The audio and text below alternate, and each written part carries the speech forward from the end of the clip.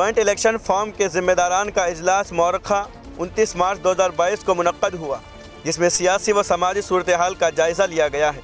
8 मई 2022 को जयपुर में बड़े पैमाने पर कौमी सतह का कन्वेंशन, जिसमें सियासी और जमहूरी निज़ाम पर यकीन रखने वाली कौमी सतह के सियासी जमातों के कौमी सतह के रहनुमाओं को शिरकत के लिए ज़ियाफ़त दी जा रही है।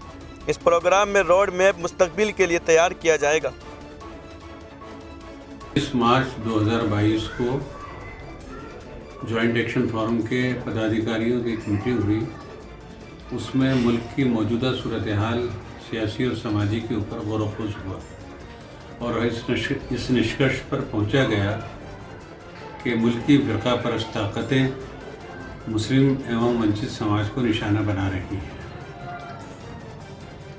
लिहाजा तय किया गया कि 8 मई 2022 को जयपुर में एक राष्ट्र स्तरीय अधिवेशन किया जाए।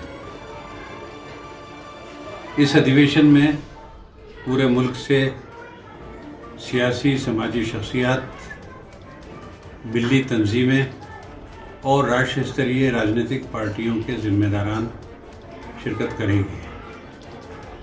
इस अधिवेशन के अंदर 2022, 23, 24 का रोड मैप तैयार किया जाएगा।